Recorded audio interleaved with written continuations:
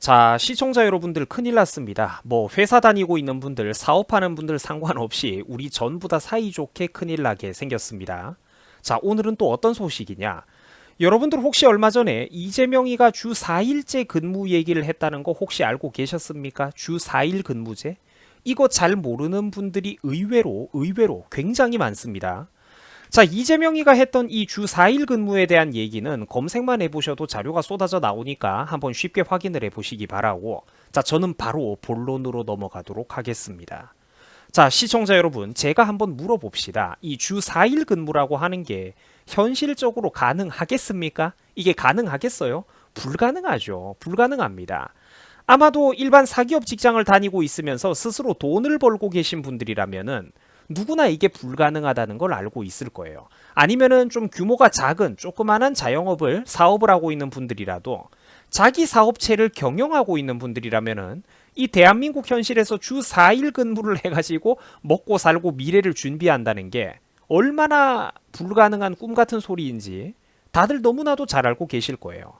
자, 여러분, 현실적으로 우리나라 임금 근로자들의 8, 90%는 대기업이 아니라 중소기업에서 일하고 있습니다.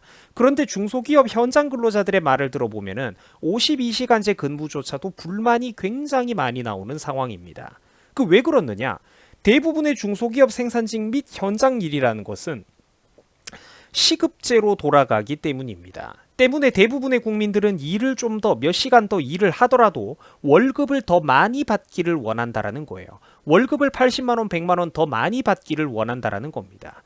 그래서 잔업도 뛰고 야간 근무도 뛰고 여러 가지 추가 근로를 열심히 뭐가 빠지게 하는 겁니다. 왜?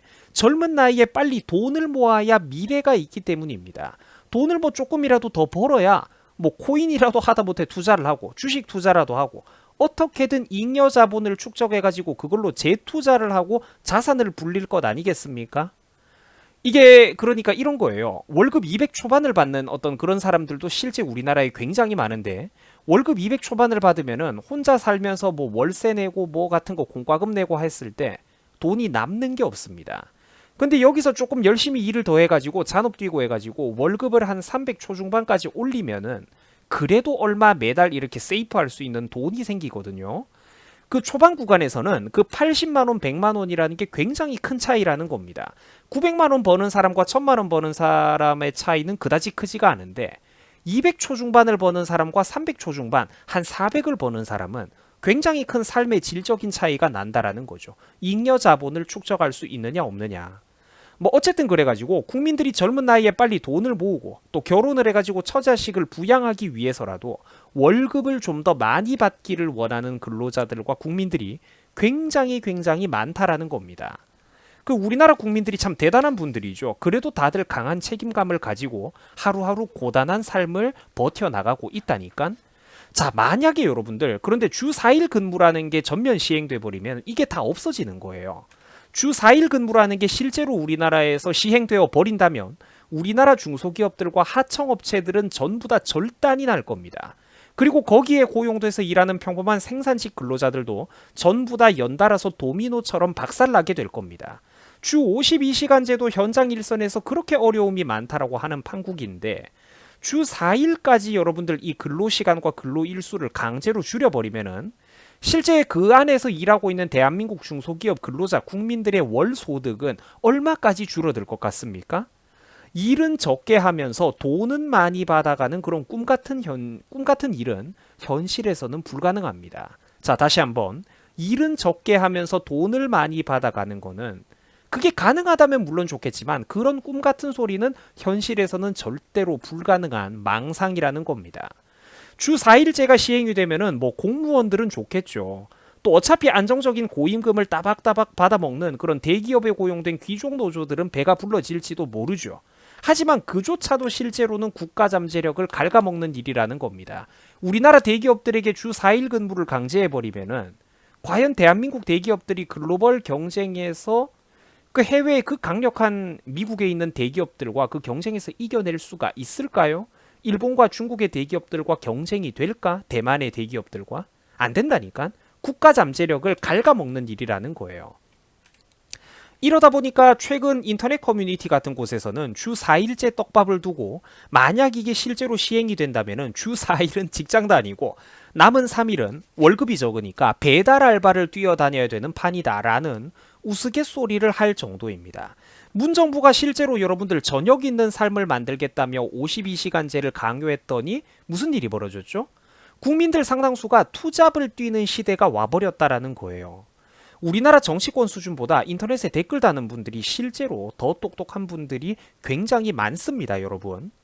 자, 시청자 여러분, 주 6일에서 주 5일제가 처음 도입되던 시절에도 사실 비슷한 논란들이 있었죠. 하지만 주 5일제가 도입되던 시절과 지금 나오는 이 주 4일 떡밥은 근본적으로 구조와 환경 자체가 완전히 다른 문제입니다.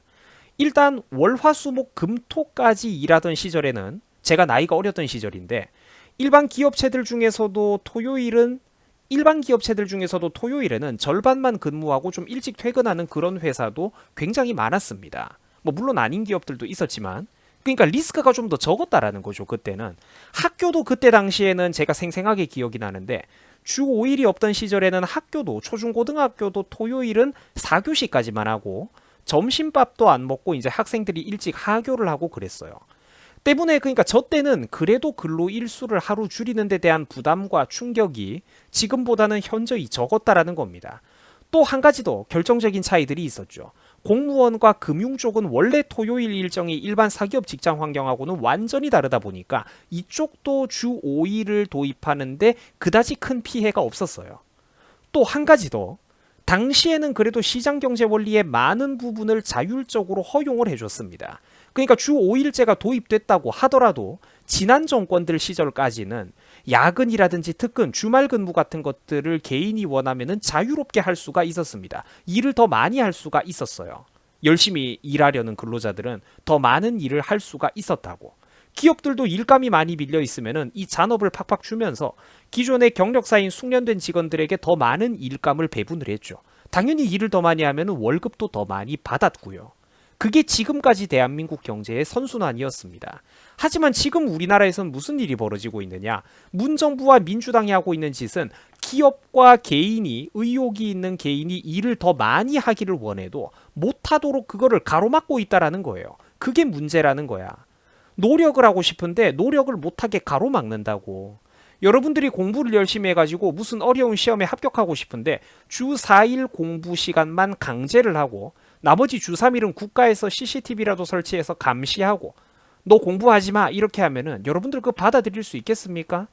여러분들이 뭐 올림피아드를 그러니까 운동 뭐 미스터 올림피아드를 준비하고 올림픽을 준비하고 국가대표 선발전을 준비해서 열심히 운동을 하드 트레이닝을 하고 싶은데 주 4일만 운동하라고 나머지는 운동을 못하도록 국민들이 노력을 못하도록 국가가 가로막겠대.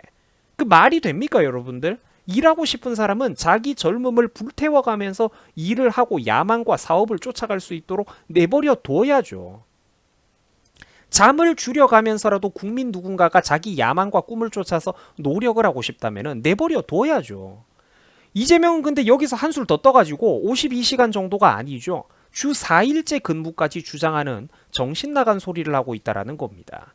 이런 디테일한 시대적인, 구조적인, 환경적인 차이는 생각하지 않고 무작정 주 4일제를 밀어붙인다라는 것은 정신 나간 소리입니다. 근로자들을 위해 가지고 근로시간을 제한한다라고는 하지만 근로자들은 정작 누구도 이런 거를 바라지를 않아요.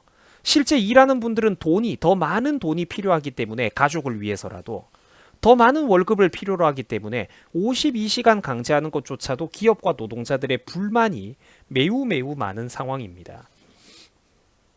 자, 심상정 같은 사람도 이런 소리를 했어요. 주 4일제 노동, 또 뭐 최고임금제를 주장해가지고 또 강제로 임금을 올리자 이런 소리도 했죠. 자, 그런데 이 심상정 같은 애는 그나마 영향력이라도 적습니다. 신경을 많이 쓸 필요는 없어요. 그런데 이재명은 체급이 다릅니다. 이재명 같은 경우에는 맡겨만 준다면 얼마든지 단숨에 이 나라를 파멸로 끌고 갈 수 있는 최악의 포퓰리스트입니다. 대기업 회장님들 중에서 잠 안 오는 분들 많을 거예요. 문정부가 들어선 뒤로 국내 기업들이 도피하듯 우리 한국을 떠나가지고 탈한국을 하고 있다라고 합니다. 2019년 1분기에만 16조 원치 이상의 국내 기업과 고용 투자 액수가 빠져나갔다라고 하죠. 저게 여러분들, 저게 결국 서민들이 일할 일자리가 16조 원어치 줄어들고 있다라는 소리입니다. 16조라는 돈이 있으면 여러분들 몇만 명을 고용할 수가 있을까요? 시청자 여러분, 툭하면은 규제, 세금에 기업과 부자들을 죄악시하는 이 나라, 심지어 이런 나라에서 이젠 하다하다가 근로시간과 근로일수까지 강제로 제한하겠다고 하고 있습니다. 누가 과연 이런 나라에서 투자하고 사업하고 싶겠습니까?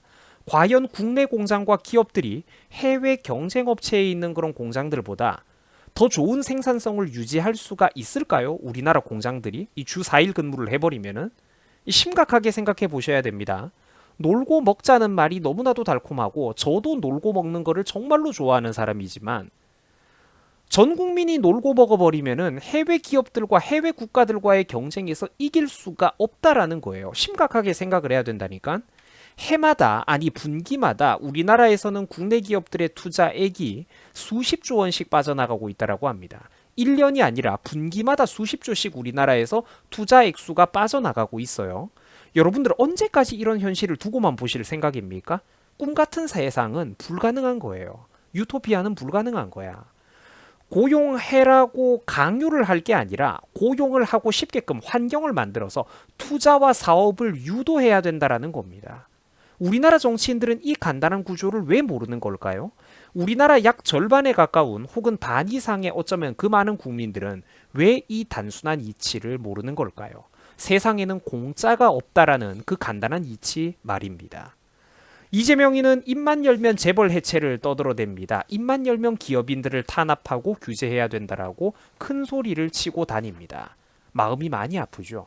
부디 국민들께서 정신 차리고 각성을 해서 이런 정치인들만큼은 제발 좀 경계를 해야 할 것입니다. 여러분들 수고하셨습니다. 고맙습니다.